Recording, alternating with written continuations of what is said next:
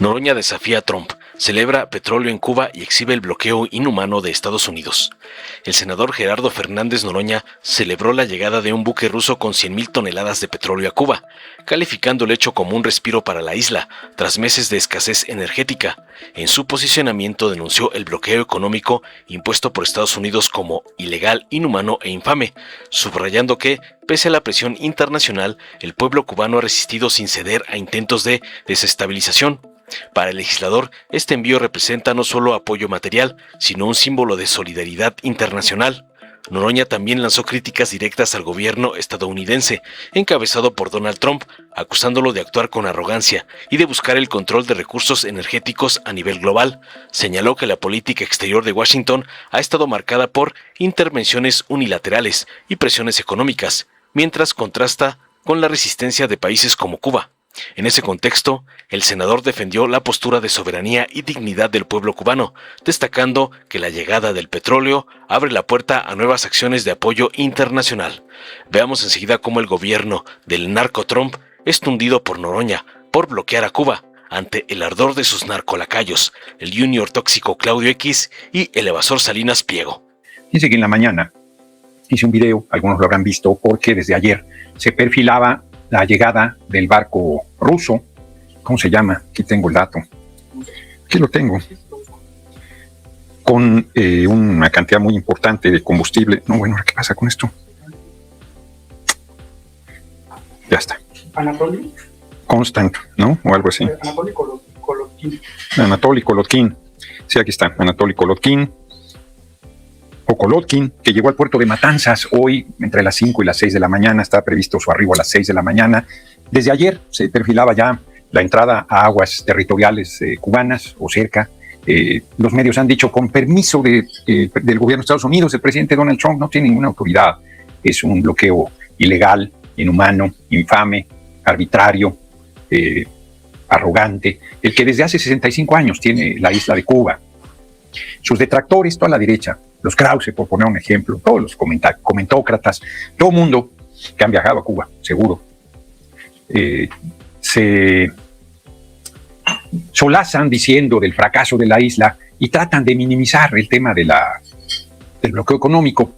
Y la verdad es que el bloqueo es criminal, porque es una isla, porque toda mercadería tiene que ser triangulado, y si de por sí una isla tiene más altos costos para su sobrevivencia, pues Cuba ha estado sometido a una presión absolutamente brutal, inhumana y terrible. Por eso el compañero presidente López Obrador dice que el pueblo cubano debería ser considerado patrimonio de la humanidad, porque primero hicieron una revolución contra un gobierno brutal, dictatorial, que asesinaba, encarcelaba, desaparecía, reprimía de manera terrible y que servía a los intereses del gobierno de Estados Unidos. De hecho, Cuba logró su independencia a finales del siglo XIX, pero fue de papel, porque era un protectorado de Estados Unidos.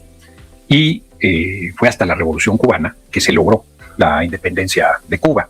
Estados Unidos no se lo perdonó nunca. Hay mucha bibliografía. Hay un libro buenísimo de Cirules, no recuerdo el apellido, sobre la mafia en Cuba, que se consigue con dificultad en Cuba, se consigue en todos los idiomas menos en español, se ha agotado. Y yo conseguí una primera edición del libro, que por cierto presté ahí al PT para que lo hicieran, y ni lo hicieron, ni ha regresado. Debo comentarles ahora que los vea. Es un libro, o ese se lo regalé, Alberto Anaya, se me hace que ese se lo regalé. Fueron otros 2 libros los que di para una posible impresión. Y han luchado muchísimo. 3 meses sin recibir combustible, así es que lo que ha hecho nuevamente Cuba es una hazaña, porque lo que esperaba el gobierno de Estados Unidos es que hubiera manifestaciones. Saludos, comandante Noroña, cárcel a los hipócritas de patas. Felicidades, Claudia Sheinbaum, AMLO, viva Cuba.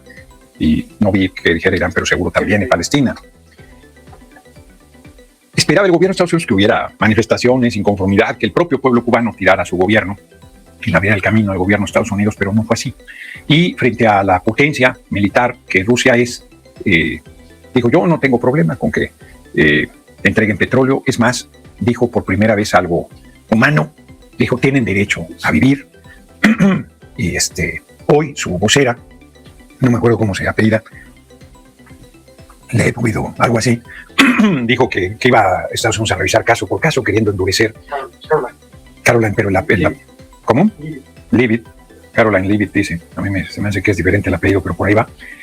Y queriendo endurecer una postura que ya se abrió, que es muy importante, porque así es, Leavitt. Caroline Leavitt, muchas gracias. Muy importante por muchas razones, porque dijo después de Irán que es otro pueblo que ha hecho una resistencia heroica, han estado atacando a población civil, están amagando con destruir la isla, que es la base del lanzamiento de los petrolíferos que Irán exporta, de desmantelar, de destruir toda su infraestructura eléctrica, toda su infraestructura. Ellos desalinizan el agua del mar en zonas desérticas.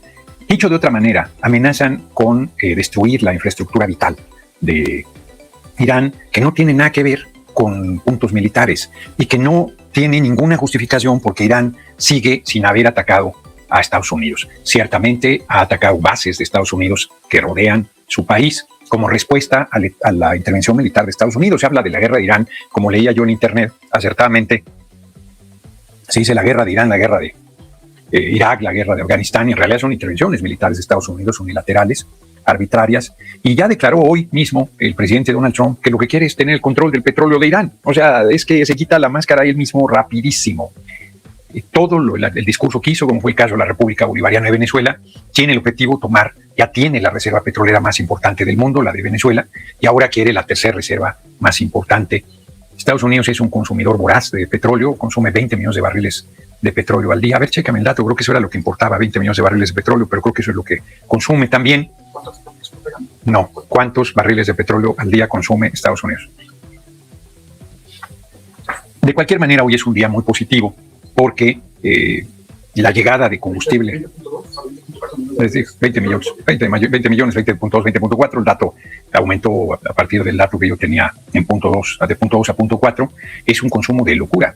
Son 300 millones de habitantes, yo creo que es el país que más petróleo consume en el mundo. Su nivel de dispendio de energía es monumental. Ellos han tenido yacimientos muy importantes de petróleo en Texas, un estado que nos fue despojado a México, y se lo acabaron. Han ido al gas de lutitas, que es un petróleo que cuesta mucho más su extracción. Se me olvidó ahorita con el fracking, que es brutalmente contaminante, según han mejorado las técnicas, pero sigue siendo muy contaminante. Había algún amigo que estuvo trabajando para Pemex y decía que había que trabajar a la explotación, que ese petróleo ya después no va a servir. Todo este discurso que han tenido si me presionan desde la expropiación petrolera, desde finales de los 30, que ya el petróleo ya no iba a servir para nada, quédenselo, se lo van a tener que comer, y van a pasar 100 años ya, en unas pocas décadas, en poco más de una década, en que se cumplan 100 años de la expropiación petrolera y el petróleo sigue moviendo al mundo. Y resulta que lo que es un beneficio para tu patria se convierte en una maldición porque Estados Unidos lo quiere no comprado, no quiere gratis. O sea, yo les comentaba que el embajador de Irán me compartió que habían llegado ya a un acuerdo de inversión muy importante de Estados Unidos en materia petrolera y se levantaron de la mesa y atacaron a Irán. En el caso de Venezuela, la República Bolivariana de Venezuela es exactamente la misma situación. Tienen el control total, que es un eufemismo para decir que se están robando el petróleo de Venezuela sin que les den un centavo, con una ocupación militar terrible y una condición muy difícil para la Revolución Bolivariana y para el pueblo de Venezuela. Entonces, en este escenario, pues es muy importante que haya llegado hoy el buquetanque ruso a Cuba. Es un alivio, no resuelve el problema. 3 meses sin recibir petróleo. Hoy la compañera presidenta, Claudia Sheinbaum Pardo, comentó que se reactivarán los envíos.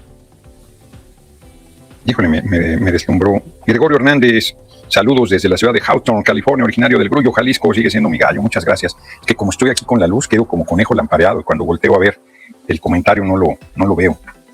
Entonces, muy importante, lo veo y estaba muy contento, hice el video. Había introducido al principio, porque cuando dije la fecha, me acordé de que hoy cumpliría 90 años mi madre, Rosa María Noroña Velázquez. Ella era el 30 de marzo y 90, hoy cumpliría. Lo comenté, yo recibí algunas críticas y quité esa mención, que me llegó así, no estaba yo consciente. Me pasa mucho con la fecha del fallecimiento, el aniversario luctuoso de mi abuela. Se me olvida el 1 de diciembre, no lo tengo registrado. Para mí es un momento muy duro y como que lo borro y luego ya me acuerdo al final del día, al final de la jornada. El natalicio pues es una fecha más festiva, digamos. Y hoy me acordé exactamente en el momento que estaba haciendo el video, celebrando la resistencia del pueblo cubano, porque además eso a nosotros mismos nos da un alivio. Hay quienes no quieren entender que hay el pretexto del tema de la guerra contra el narco, de la lucha contra el narco de Estados Unidos para estar presionando a nuestro país y amagándolo con una intervención militar sin ninguna justificación, porque como lo he dicho y lo seguiré diciendo hasta el hartazgo, Fernando Villaseñor, feliz cumpleaños atrasado, Querido Noroña, está muy chingón en un formato de su videocharla, qué bueno que les gusta, está teniendo varias cosas positivas que al final les voy a compartir. Entonces, la verdad es que esta presión es profundamente hipócrita porque no han bajado el consumo de drogas en Estados Unidos, no lo tratan como un asunto de salud pública, no persiguen a los grupos. Falleció otro mexicano en manos de ICE y ya nuestro gobierno ha dicho que acudirá a la Comisión Interamericana de Derechos Humanos a exigir que se aclaren esos casos porque es responsabilidad del gobierno de Estados Unidos la vida de las personas que lleva a prisión solo por ser migrantes, además, que es una situación terriblemente arbitraria, que fueron a trabajar, no fueron a pedir limosna. Óscar Hernández, buenas tardes, senador, saludos, muchas gracias por tu generosa cooperación. Entonces, no han desmantelado a ningún grupo de distribución de droga y sí atacan ferozmente a las personas migrantes, terrible, y no han detenido el tráfico ilegal de armas, donde el 80% de las armas, Greta, de verdad, el 80% de las armas son de origen estadounidense y el 20% de origen israelí. Entonces, en esa parte no hay resultados de parte del gobierno de Estados Unidos, y si pretende venir a nuestro territorio, pues en el suyo, señor, en el suyo, que es donde tiene jurisdicción, demuéstrenos cómo se deben hacer las cosas. Entonces, en este marco, la resistencia del pueblo iraní y el que se haya roto, aunque fuera momentáneamente, el bloqueo en materia energética en contra del pueblo cubano, pues es muy importante. Da un respiro, también da un respiro a la paz del mundo, porque si la tensión entre Rusia y Estados Unidos hubiese llegado a un nivel de intercambio de hostilidades militares, sería muy malas noticias para el mundo, porque otra vez también, como lo he comentado en el libro de Oppenheimer plantea con mucha claridad que la bomba atómica es una bomba genocida, que no se... A ver, si atacar hospitales, si atacar escuelas, si atacar